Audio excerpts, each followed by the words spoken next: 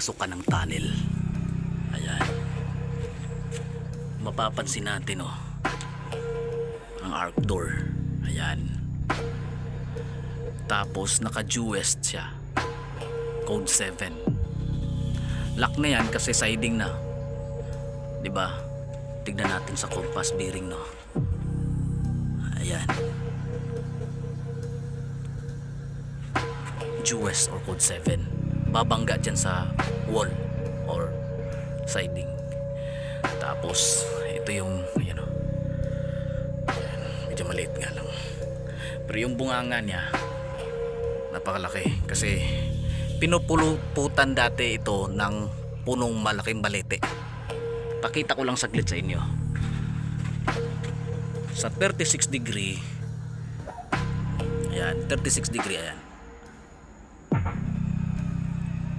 may punong balete dyan. Alam kong nakita niyo na yung unang pagtalakay natin dito, di ba? Napuntahan na natin ito. Ayan yung balete dyan. So pagdating dyan sa balete, gusto sana nating puntahan, pero hapon na, ako lang muna mag-isa nagpunta dito. Pagdating sa balete, yan ang tandaan natin. Kung wala sa puno ng balete yung mababaw na mga item, kasi madalas sa mga balete tunnel, pero minsan din may mga mababaw under mismo, 6 feet to 9 feet, ganun lang yung lalim. Tapos kung wala sa ilalim ng puno ng balete, tandaan nyo nasa 45 degrees yan, or code 8. Ganun pa rin yung distansya, 3 to 9 yards, 27 feet. So kung sumobra konti, ayos din kung may detection yung magamit nyo. So balik tayo. Now, tignan nyo, parang adhesive lang rip-wrap, pero ito ay natural kasi papuntang bedrock na to ganun talaga yung lagusan. So ngayon, bago ko ipakita yung HTM na natagpuan natin, kasi ito ay naipakita na natin ito nung nakaraan na mga buwan, nung nakarang taon pa, di ba? Nung October or November, ganun. Tapos busy na din tayo sa mga buwan na yon dahil marami tayong pinuntahan. So ngayon binalikan natin itong area ni tatay. Actually ito ay karating sa aming barangay, hindi ko na lang banggitin. So ngayon, di ba sabi ko noon may item dyan? Oo, yan, dahil mas lalong pinalakas ang ating loob dahil sa ating nakuhang HTM ngayon, or mababaw lang na pagkabaon na HTM, pero very strategic talaga yung pagka-plaster ng degree ng HTM. So ngayon, ulitin ko, due west yan.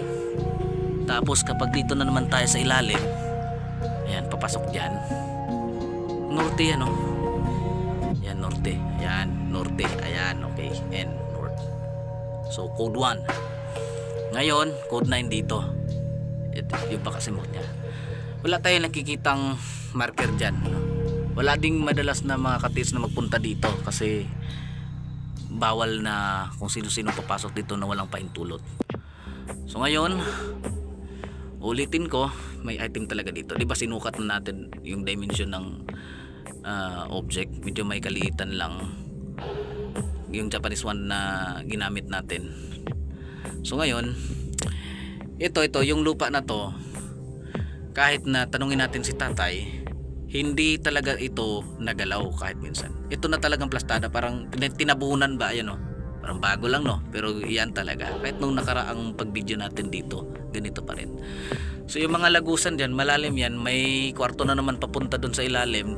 Dyan ay parang binablasting or parang tinabunan ba, sinadya para di mapasok basta-basta.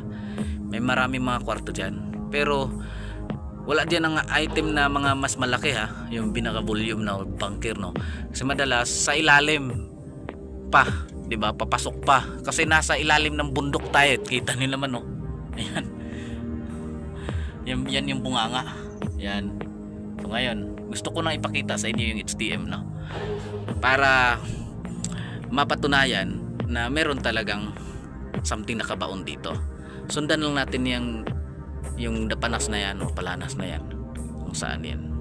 Kasi may small depot dito para sa akin lang ha. Okay, meron siyang dot.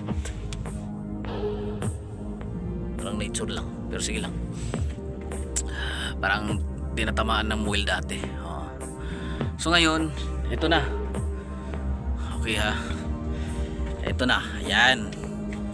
Isang jar, no? Gusto ko ipakita sa inyo. Akala ko nga may laman, no? Pero ito naman yung plastada niya. Ganito yan. Yan. Ganito yan. Yan. Yan yung plastar. Ibiring natin. Ito yung mga buhangin niya na yan. Naman. Walang jewelry. Akala ko nga may laman, no?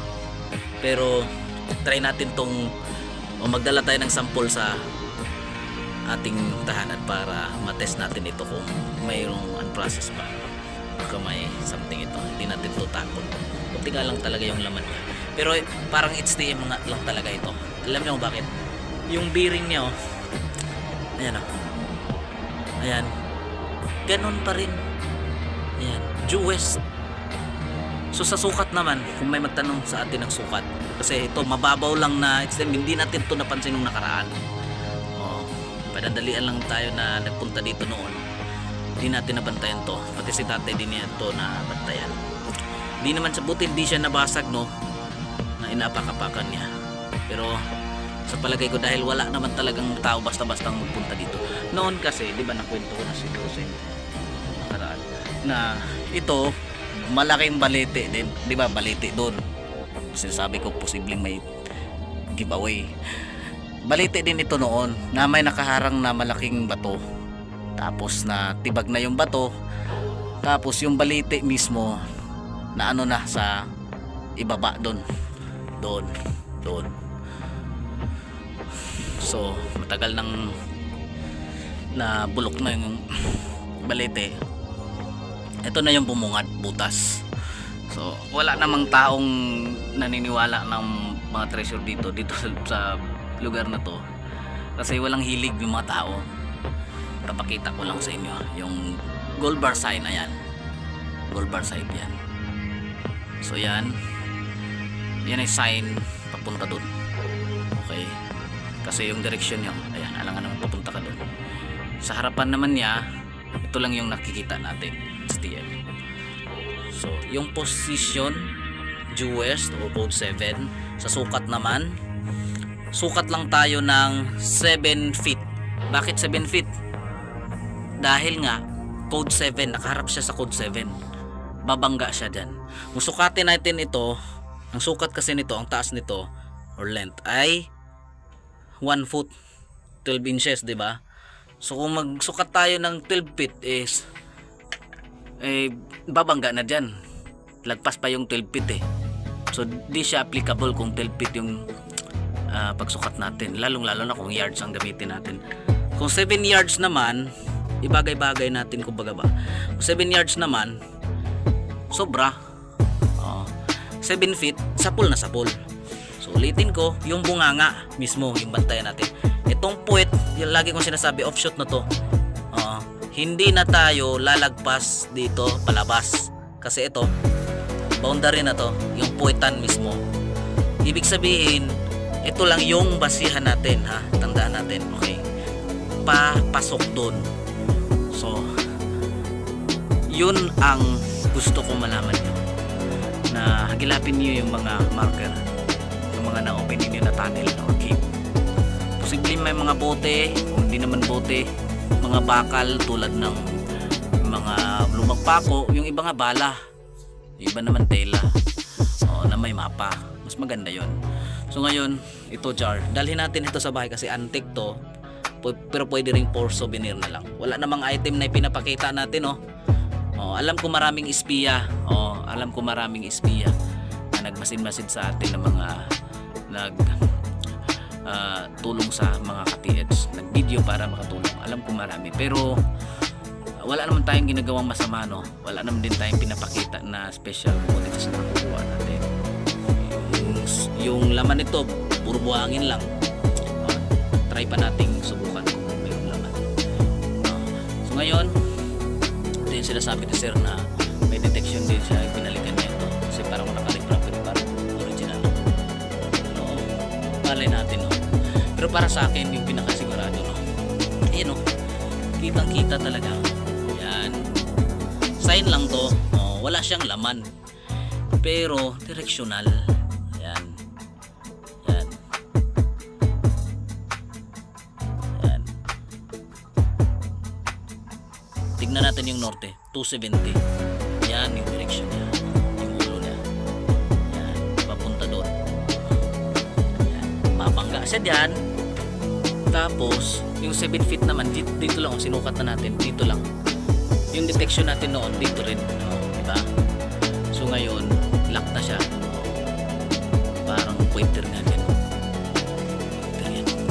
Pero ito merong ginawang pointer dito sa gilid. Tignan nyo, sinadyang kinat. Yan, naputol, di naman yan bagong putol. Yan ay sinadyang kinat, ginawang pointer. Bato lang to, normal, pero parang tinapalan ng isa or tinibag talaga. Ito pointer, halatado naman, kumpasan natin kung anong bearing niya. Ayan, tignan natin yung N, nagka 225 degree. Back azimuth naman niya ay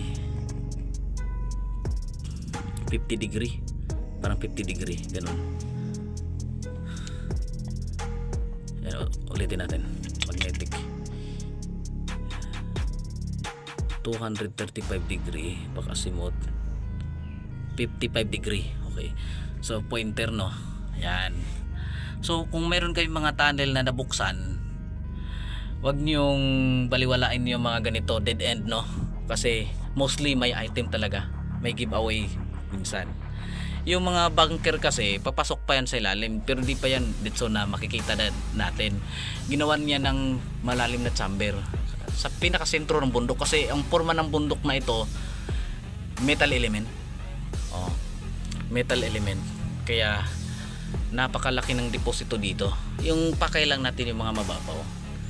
So ito, wala namang masama kung ipapakita natin yung mga idea o i-share natin yung mga idea natin. Kayo mag-share din kayo kung may kaalaman.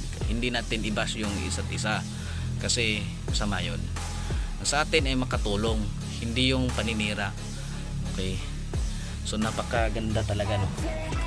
Ito, ayan. So ganyan yung plastada niya, pang, ayan, babangga dyan. So ayan, iprahan pa natin yung mga remarker sana, pero hapon na. Bundok kasi ito, nasa ilalim lang tayo ng bundok. Kita niyo naman yun, napaka ano yan, habog talaga yan.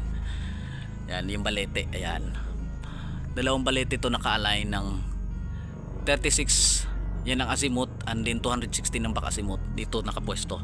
Tignan natin ulit, ha. Ayan, okay.